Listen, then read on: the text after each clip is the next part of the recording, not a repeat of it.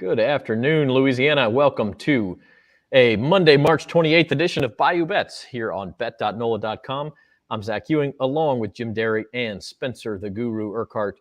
It's Final Four week in New Orleans, and we have the four teams that will be coming to town this weekend for the semifinals Saturday at the Superdome, and then the championship game a week from tonight at the Caesars Superdome to crown a new national champion. We know that the winner will be clad in blue, and we know they will be a blue blood because all four teams, Duke, North Carolina, Villanova, and Kansas, fit that bill. So, guys, in some ways you hope for upsets at the beginning of a tournament, which we got, and then you hope for great matchups at the end of a tournament, which we also have. So in that way, you got to be happy with what's coming to New Orleans. Yeah, definitely. I mean, this is about as good as you could have. You couldn't have really planned it any better. It's like party like it's 1989, right? I mean, it's we're going back at old school. You know, I've been lucky enough to work a few Final Fours, and I've seen a lot of blue bloods throughout. I don't know that I've ever seen a Final Four like this in 20 years. So it's gonna be interesting. And judging by the ticket prices, luckily, we don't have to pay to be in attendance because I would have to take out part of my retirement plan to be able to go to this thing. Yeah, you're looking at $3,000 plus to get into the stadium on Saturday night. Just for the Monday Monday will be cheaper actually, just because half the fans will leave town. That's how it works. Not if Duke wins, I don't think. Yeah, well, that's true too. You have the Coach K angle. You say that you couldn't have planned it any better. I certainly could have planned it better. I could have used a Kansas loss somewhere along the line. I'm wearing black today. I'm in mourning. But Kansas did make it. They took their road paved in gold, and they did what they were supposed to do. They held off Providence on Friday, and then they thumped Miami in the second half yesterday. So, Spencer, your thoughts on the four teams we've got here? Yeah, it's kind of surprising that it ended up four blue bloods, considering the theme of this tournament was all the upsets that had happened throughout. But at the end of the day, four of the best ended up making it. And so it'll be interesting to see how these shake out. Of course, the Duke, North Carolina things, it seems like a movie script with Coach K's final season. We'll see how that goes. And then the Villanova, Kansas should be a really good one as well. Yeah. I would like to remind you that Bayou Bets is brought to you by Caesars Sportsbook. You can get, if you have not signed up yet, you can sign up and get a free bet insured up to $1,100. So basically the way it works is you bet on something, any amount up to and including $1,100. If you lose, you get a free bet for that same amount. And so you basically get two chances to win that bet, which is a pretty good deal. So go to NOLA.com/Caesars or use code NOLACZR when you sign up in the App Store for the Caesars Sportsbook app. And bet.NOLA.com has you hooked up on that deal for the Final Four or anything else you want to bet. So, Zach, what happens if you bet $1,101? Do you get $1,100 insured, or are you just hosed? I don't know, but I would just go ahead and bet $1,100. All right. I mean, if you do that, I'll give you the extra $1. Okay. Yeah, I don't know where they come up with $1,100. Not why it's not $1,000 or anything, but hey, because I think BetMGM has one that's $1,000. Okay, well, see, that's why Caesars is better. There you go. Semifinal games with the lines, two games with similar lines. The first game Saturday evening is Villanova and Kansas. The Jayhawks are opened as 3.5-point favorites. It's moved up now to 4.5. Originally, I was thinking Villanova's kind of a tough matchup for Kansas, but the odds maker's not seen it that way, Jim. No, and the bettors have not been very right the last week or so. They did a good job the first week, made some money, but I think this weekend that Vegas one. I like Villanova. I think I had Villanova in my championship game from day one.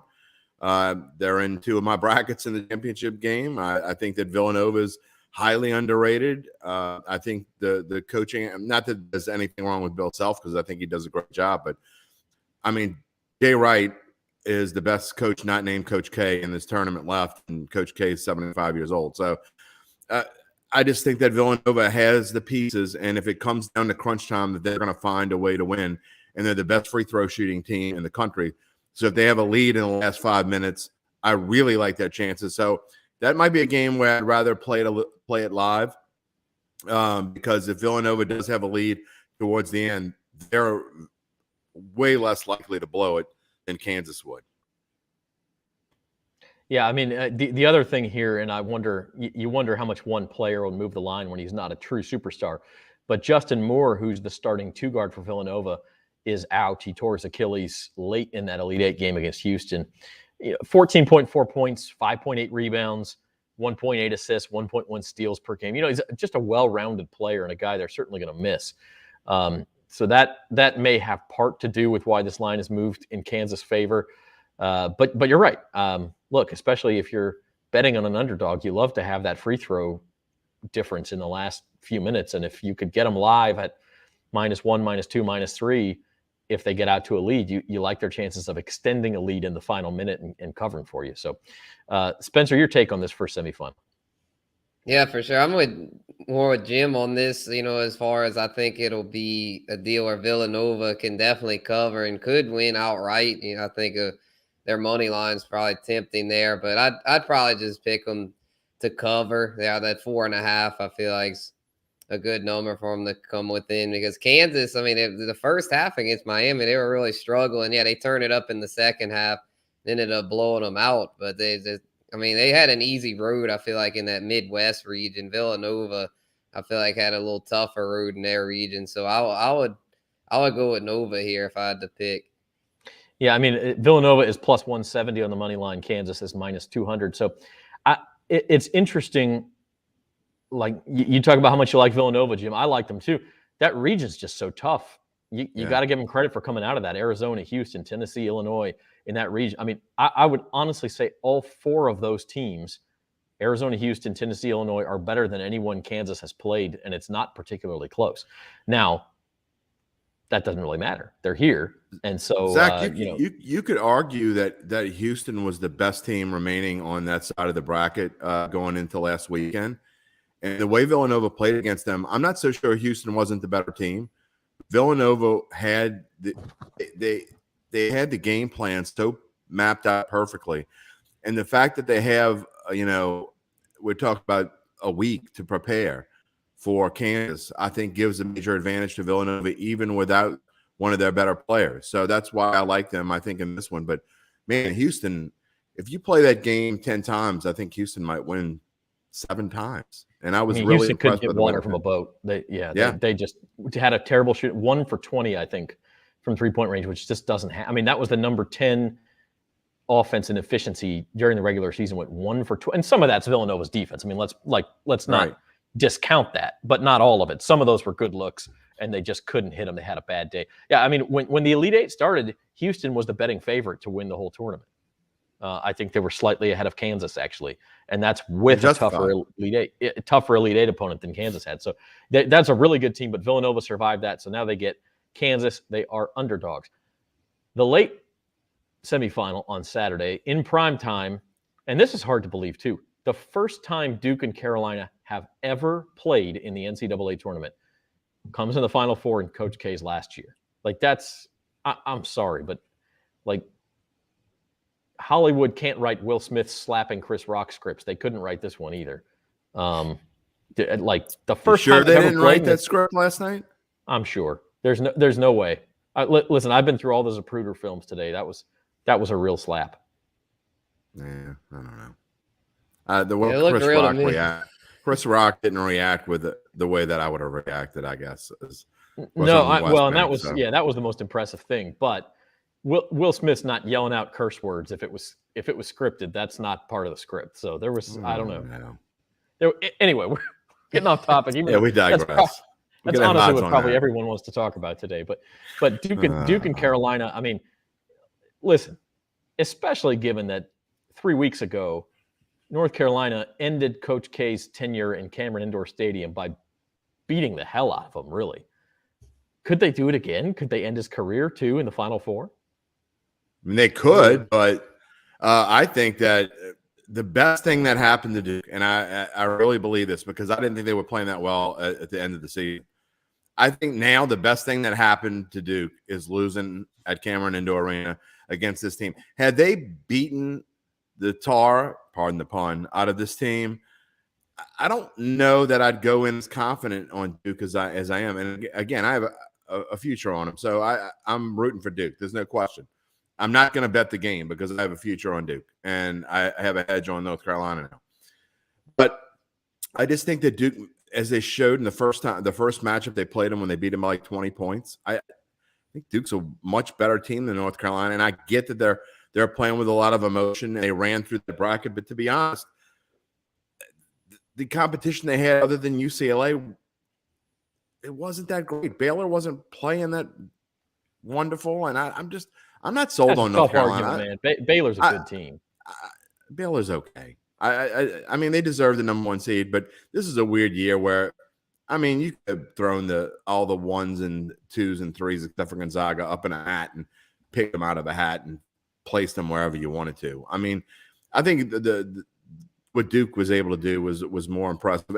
None of that matters now. The point is, I think Duke's a better basketball team. You're talking about 5 guys that are going to be playing, 5, 6 guys maybe for Duke that are going to be playing on daily, making a lot of money playing after this year is over. And I think Duke is clearly the better team. I honestly don't think it's going to be that close. Yeah, I mean, Duke has a lot of talent, Spencer.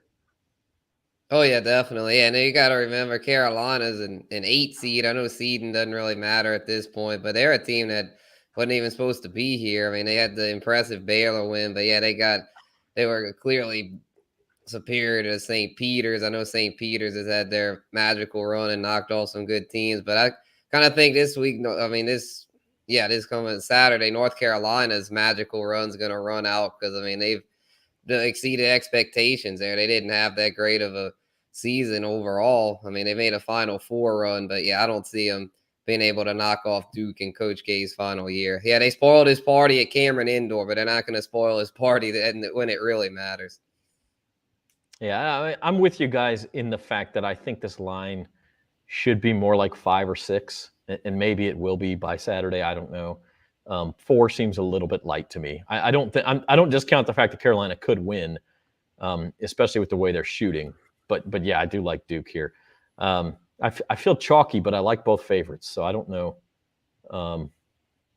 Maybe I'll change my mind by Saturday. But anyway, you don't like both. No. Yeah, that's the wrong word. You think both favorites will cover? There's a difference. Yes. Jim and I will be in New Orleans starting Saturday. We'll have some live videos for you throughout the weekend there, both Saturday and then next Monday for the championship game. So keep an eye out for those on the Bet.NOLA Facebook and Twitter feeds.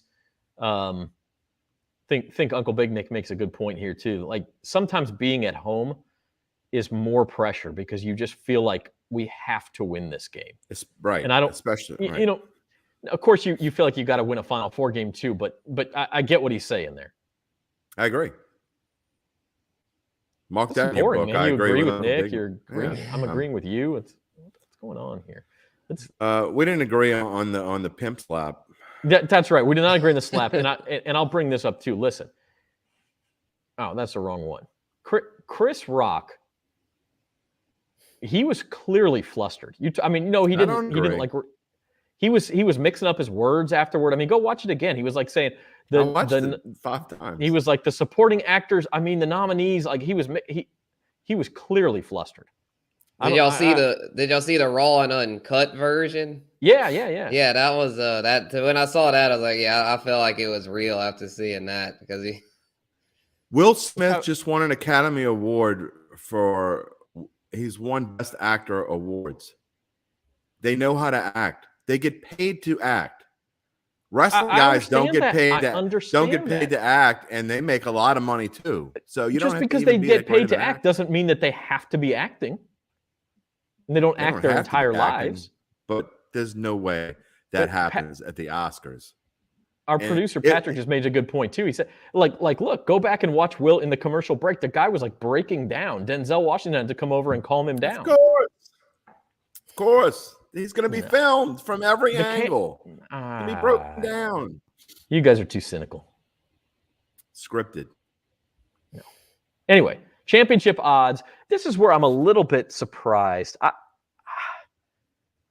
Kansas is higher in most power ratings than Duke, but just by a couple and their points, but they power are. ratings. Well, this is how lines are made, Jim. I mean, am I wrong?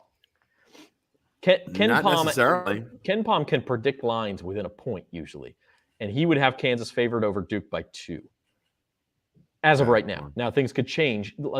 So I'm a little surprised. I think there's some value on Kansas here, and it's not just me, trying to profit off of my misery, but I am a little surprised by this. But you're not. You want a little disagreement. Here you go. I don't think there's value in either of those two favorites. If you haven't bet them already, you missed a boat. You can't bet them now. Either one of them. There's no clear-cut favorite in this thing. Any of these 14. I mean, there's no one that's going to be surprised if any of these 4 teams win the national championship. Therefore, the only value to me is in the bottom 2 teams, and especially in Villanova, because I think Villanova is going to beat Kansas. So, and then if you look and if they were to beat Kansas, what are their odds going to be no matter who they play? If they play North Carolina, they'll be a favorite. If they play Duke, they'll probably be plus 170, plus 180, maybe. So I think the only value in this is Villanova. And again, I bet North Carolina as a hedge to Duke. And I didn't want to just bet it for one game because obviously if you're not going to get the value in playing them again in the next round. So I took North Carolina as my hedge. I'll worry about what happens in the other game later, but I'm tempted to put some money down on Villanova. It's just kind of counterintuitive to what I already have, so I probably won't. And I'm really ticked at myself that I missed the boat because I said they were good value back last week when they were plus 1,200, and I'm really kind of kicking myself for not taking them then. I do agree with you. The Duke, that Duke line is ridiculous. You can't bet that. Kansas, I see a little bit of value, but it's I don't know. People will bet Duke though. They will bet them. Tell you what, drop in your comments if you like a bet here. Tell us what it is. Put it in the comments on Facebook or YouTube, and let us know where your money is headed. And Spencer the Guru, how about you? You see anything here you like? Yeah, I would say if I had to pick one, it'd be Villanova. The 4.5 to 1. I see value there, considering they could easily get past Kansas. But I don't think the Duke value at 1.5 to 1 is that bad because I definitely think they're the clear favorites over North Carolina. So I mean, and then if they'll be in the championship most likely and likely the favorite in that against Nova or Kansas. So to me, them at 1.5 to 1 isn't. I mean, I probably wouldn't bet it, but it's not that bad. I mean, I'm glad I got a futures on them a while back, but shoot, if you really want to bet them, that's not terrible there. I don't feel like. I think you're paying some hefty vig there. Big time. If you're betting Duke now, I don't like that. Yeah. No, you can't so that's all next weekend in New Orleans. Duke and North Carolina is the late game. Villanova and Kansas is the appetizer, if you will, Saturday, and then the championship game. It's at like 8:20 or something Monday night. I can't believe they do it so late anymore. 9:20 Eastern time. Like, what is that really? I guess they do that for the West Coast. The West Coast, I guess, but if you do it at 8:20 Eastern, it's still 5:20 for the. I find it weird. I know it's all for TV, but I find it weird what the TV networks want. So, anyway, that's the story of the men's tournament. The women's tournament is still in the Elite Eight. There's still 6 teams left. They got 2 of them into the Final Four yesterday. That would be South Carolina and Stanford. And then big game tonight, UConn is favored as the 2 seed over number 1 seed NC State. The other game is Louisville and Michigan. I've been on Louisville for a while. I had them at, I think, 14 to 1 or 15 to 1 from a couple of months ago. I don't know that they'll win it, but I still see some value here, plus 850. They got Michigan tonight, a game they should win. And then, they'll be underdogs in the Final Four, but not big underdogs. And they have an explosive offense. I agree with you, Zach. And here's one thing. And I said this last week. I'm going to say it again. This is one rare time, though, when I will take South Carolina at plus 110, and you can have the field. Even money to bet on South Carolina to win it all. They are going to win it all. I don't think there's any team that can beat them. Certainly not. The only team I think that has any chance to beat them at all is Stanford, and I don't think it's going to happen. And that was But the I do championship agree game that last year value at Stanford. there won, is there is value in Louisville.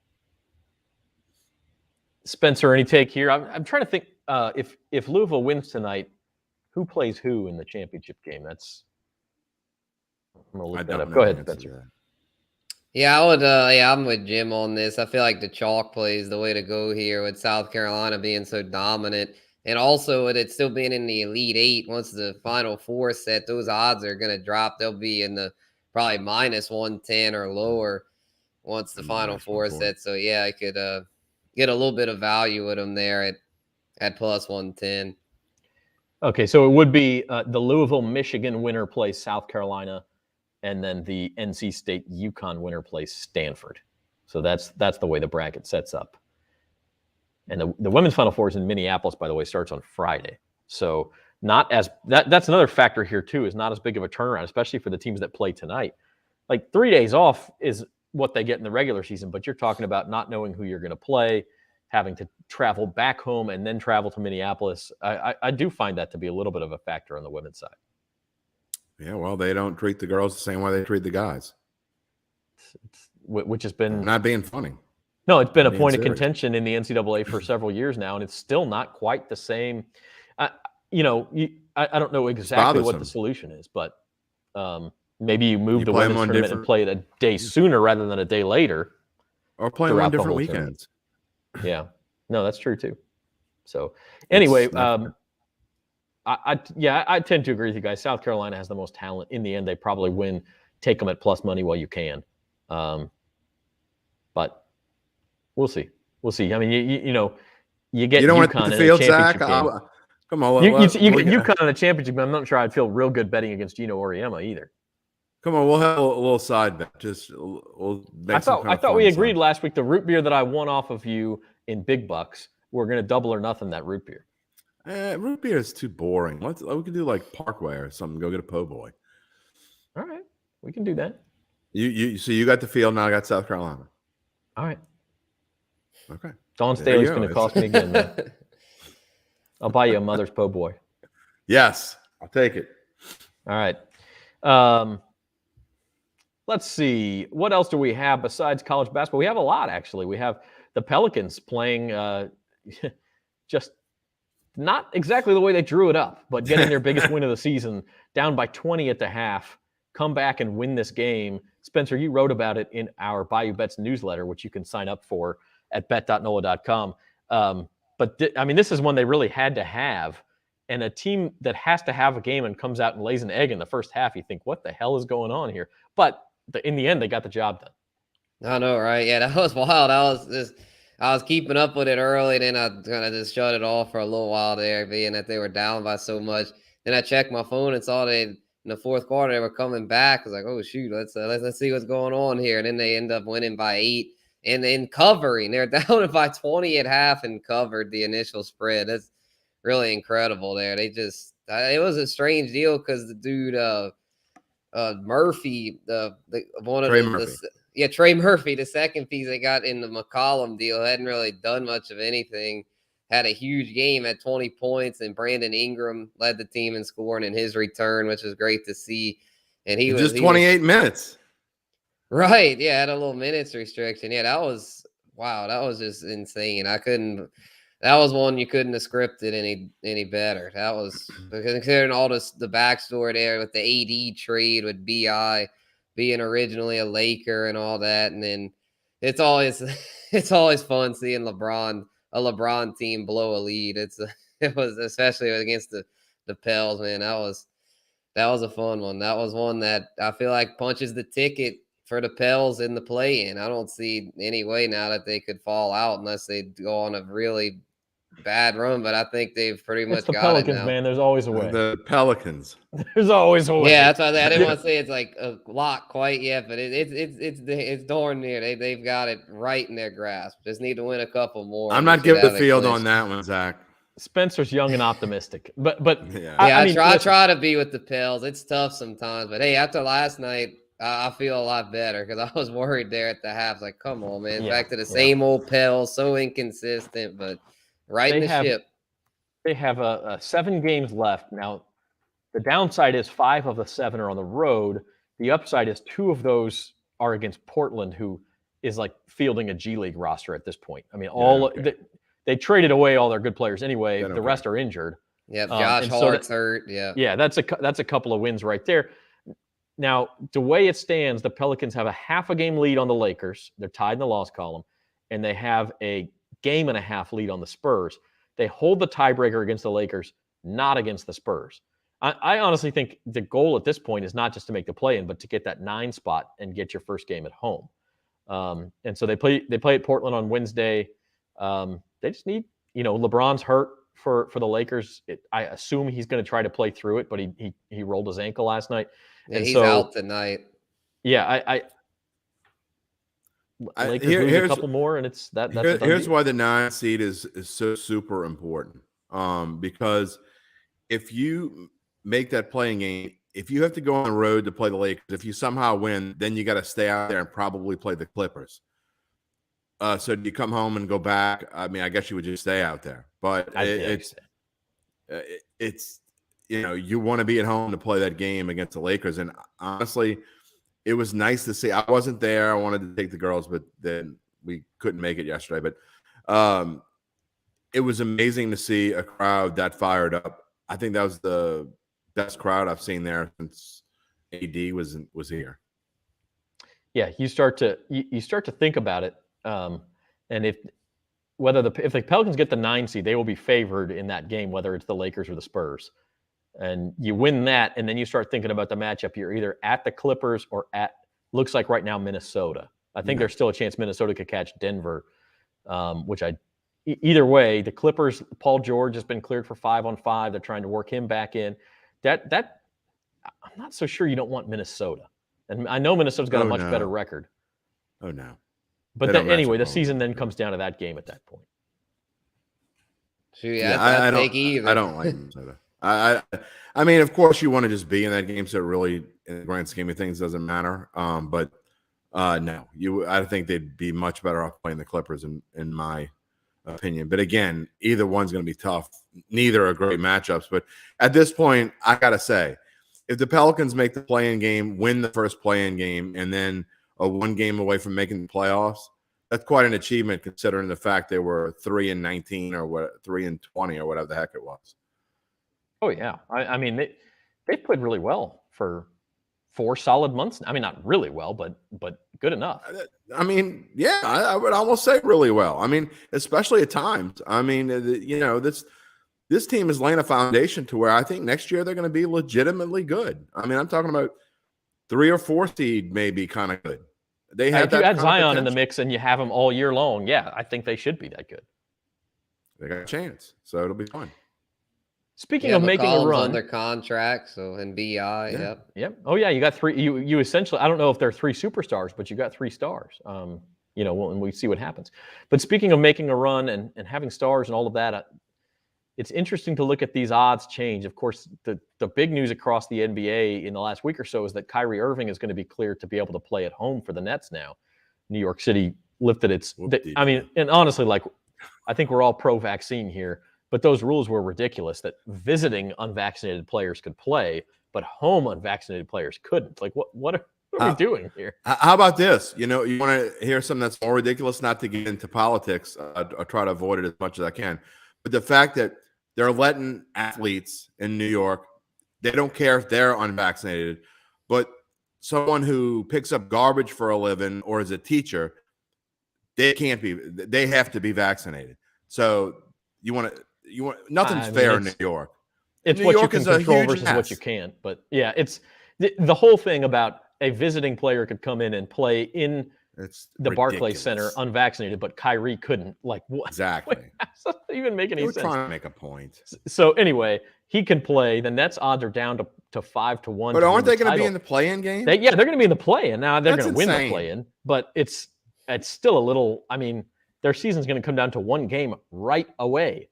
Yeah. And they're still only 5-1 to win the title. So I don't. Anyone who bets that needs to put the phone down, and you shouldn't be betting. If you take the Nets at plus 500, don't stop betting. Put the phone down, delete the app off your phone, and don't bet anymore.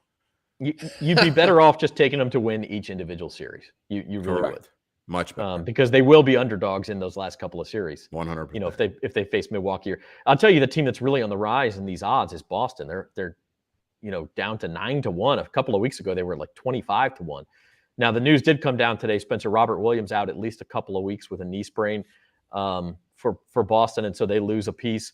But you got to think they can get through the first round without him, and it's a team that's really hot right now. Right. Yeah, I was looking at them today, but they're not a good play today, I don't feel like, because they're going to be without Jason Tatum and Jaylen Brown. But they've been on such a hot streak. They've been blowing people out, and good teams, too, for giving both of them a rest. So they're a team they're a team to watch here moving forward for the stretch run. They're with Tatum and Brown playing at a high level, especially Tatum. They could be a team that could give the Nets, Bucks, 76ers. I mean, I think they're right up there with those guys. I mean, their odds of, I should have jumped on them when they were 25-1. I wasn't quite as much of a believer in them back then, but after seeing what they've done, it tells me that Jason Tatum's a legitimate superstar and that they're going to be a scary team to face. Yeah. Jim, we laugh at the Nets odds. Look at the bottom of the screen. The Lakers are 80-1, and the Pelicans are 250-1. Make that make sense. It makes 0 sense. The Lakers have a 40% chance to even make the playoff game. I mean, the play-in game, much less win the championship. So they're not getting out of the play-in. They're not getting out of – even if they make the play-in. I'm not sure they're going to make the play-in at this point. They may or may not. I'm not sure. But I tell you what, I got two futures. I got the Grizz, and I put $4 yesterday on the Pels. So if they somehow have miracles, I'll take a grand off a $4 bet. I bet I'm looking up what I got the odds at. I bet the Celtics just to win the East about a month ago, and I got them at like 15-1 just to win the East. And so I'm feeling pretty good about that as well.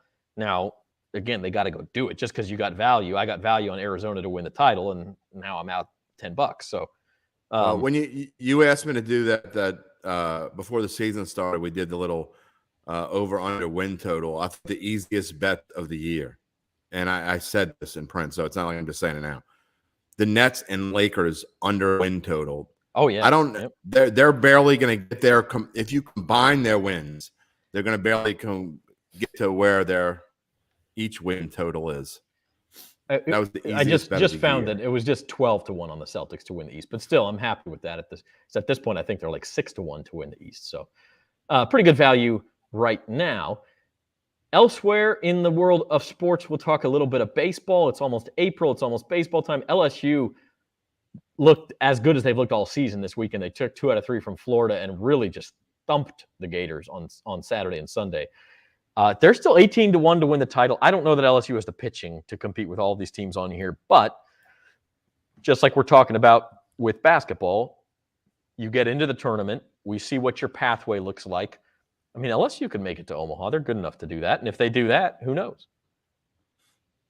Okay. That's my analysis. I don't think so. I think it was a fluke. I mean, you look and they like you said, I just don't think their pitching is good enough to win long term. I am happy to see that they were able to bash the ball on Saturday and Sunday, but man, they're too inconsistent to bet on. Yeah, I agree. I do. I suppose it's another one you wait and you see, and you can bet them in the postseason. But look, they're better than they were last year, and last year they came within a couple wins of Omaha, so it's not impossible. Here's the deal with this, though, and like you said, their odds aren't going to change no matter what happens. Their odds aren't going to change all that much if you want to wait. Let's see, even 2 months, or not quite 2 months, but wait 6 weeks and see what happens as they're going in the SEC tournament, and see how they're playing then. Their odds, if they go from 1,800 to 1,400, big deal. They're not going to go higher than that, and they may go lower if they have a couple bad series. You're just making a mistake. I think this isn't, unless you're just throwing a flyer out there and a couple bucks here and there. It's a lot harder to predict college baseball than it is to predict college basketball, and it's harder to put futures on unless you think Texas or Vanderbilt are the clear-cut 1 or 2 teams in the country, and you want to put some even money then on. though. But But yeah, It I takes agree. two bad games. Yeah, I mean, I agree. It's too hard. It's tough. It's tough. So let's talk pros. And opening day is next week for the pros. You can find a lot of odds boosts and things like that around. Where are the baseball Cubs on futures. this list? Not on it. Oh, come on. They got to be at they're least not on. 1,800. Surprisingly not. Spencer, you like anybody on this list, or are you going further down? Yeah, I was surprised that my Cardinals didn't make it. I mean, I don't think we got the pitching, but I thought that they might be, I don't like the 20, 25 to 1, they might be a decent bet. But yeah, as far as this list, I like the White Sox and the Braves at 12 to 1. I know it's going to be tough for the Braves to repeat, but they've still got a strong roster. You know, they got Matt Olson, should be a solid Freddie Freeman replacement. They've got the pitching, they've got the bullpen. And it's the same with the White Sox. Like they're both these teams' bullpens are absolutely loaded, and they've got good starting pitching and good lineups. I feel like the top of the board, I mean, the Dodgers obviously really stacked, but they've got some question marks with their pitching. You know, Clayton Kershaw is getting up there, Trevor Bauer's status in question, and the Astros, McCullers is hurt, and then the Yankees pitching has some question marks. So I'm liking the White Sox in Atlanta if I had to pick. Yeah, I kind of like the White Sox as well there. By the way, Cardinals 25 to 1, Cubs coming at a cool 100 to 1. 100 to 1, baby. Get betting, Jim. Put your ticket in. Put your ticket in. $100 gets you 10 grand. How about plus 550 to make the playoffs for the Chicago Cubs? Sure, why not? I expanded field this year because I like money. Yeah, that's why not. Well, you know, who doesn't? If you're looking for a long shot, I like the Phillies at 30 to 1. They can hit the ball. They're going to be able to hit the ball real well. They're going to have to win a lot of 7-6 games, but which they can. I'm just not. I don't think that division is all that fantastic. I know the Braves are going to be good, and I think they are the favorite to win. The Mets are always up there. We've got great pitching. Which pitcher is going to blow his arm out in April this year? We'll find out. Max Scherzer, Jacob deGrom, who knows? Starling Marte is already hurt. They pay all that money for Starling Marte. He's already a little banged up.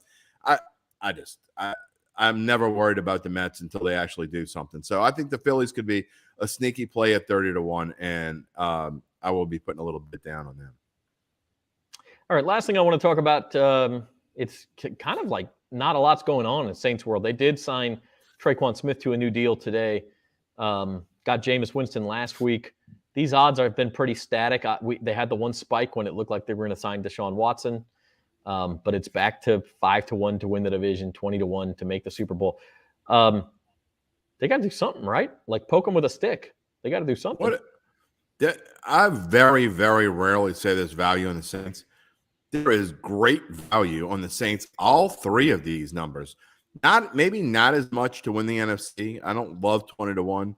I wish they were more like 25 to 1, but still, AFC is much better. You're telling me that 5 to 1 to win the NFC South? That's insane.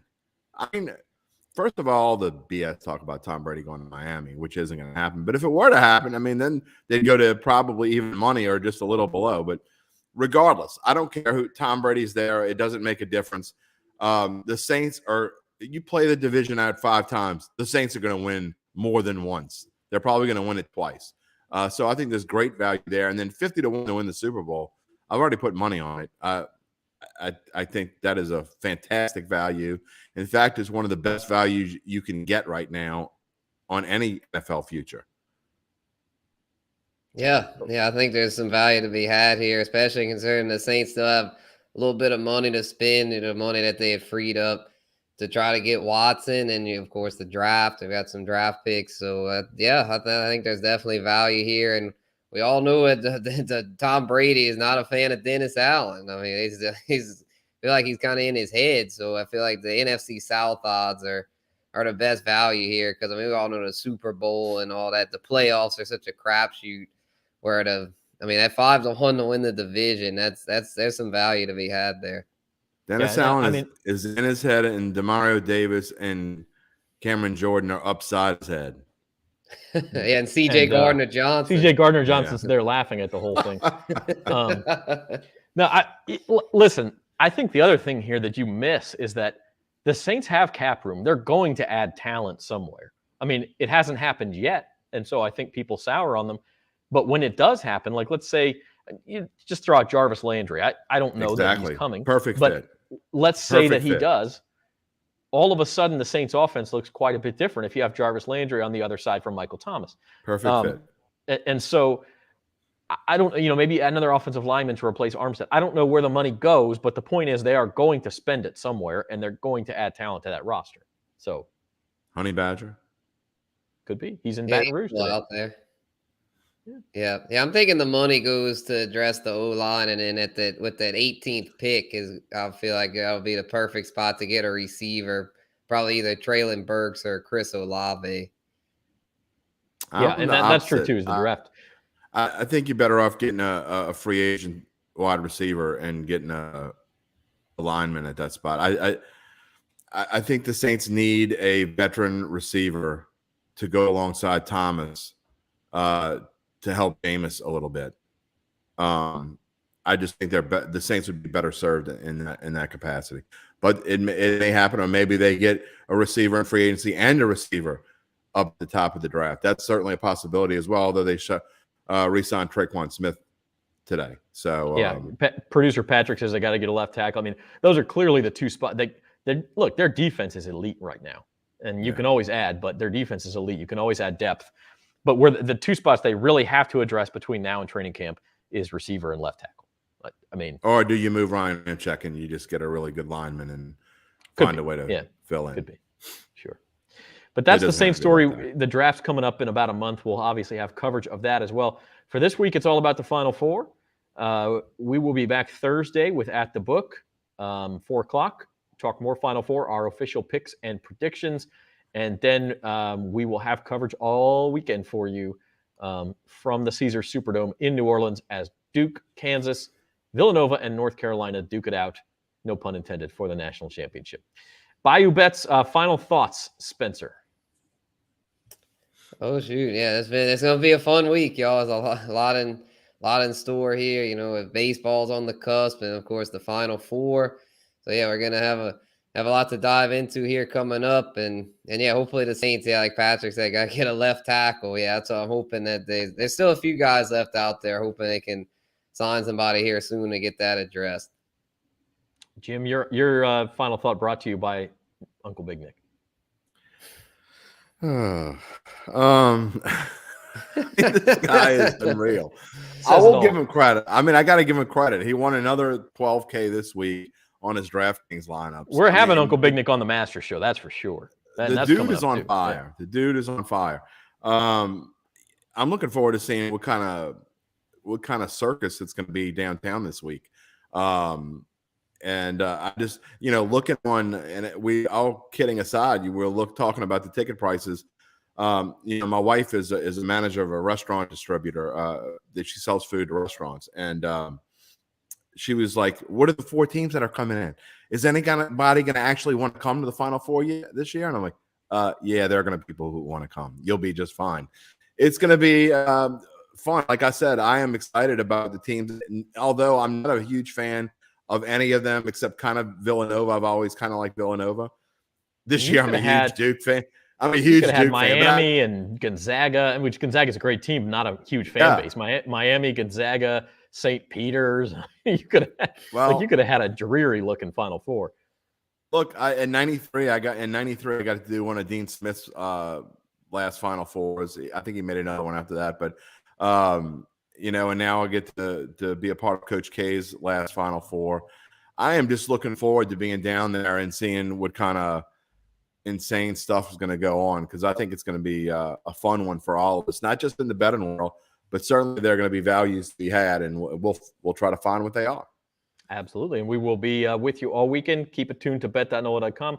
I'll add one more final thought. We haven't talked about it yet. USA all but qualified for the World Cup. So that's good. They just have to avoid losing by 6 goals on Wednesday in Costa Rica. So they should. A forfeit's a 3-0 defeat, so they could just forfeit, actually, and make the World Cup. My guess is that FIFA would have a problem with that, and I don't know. You just go down there and play. Plus, potentially, if they win, they get a better seed for the World Cup. So, but but they just have to avoid a 6-goal loss on Wednesday, and they're in. And then the World Cup draw is on Friday morning, so that'll be a lot of fun too. There aren't a lot of scruples in soccer, I don't think. There are not.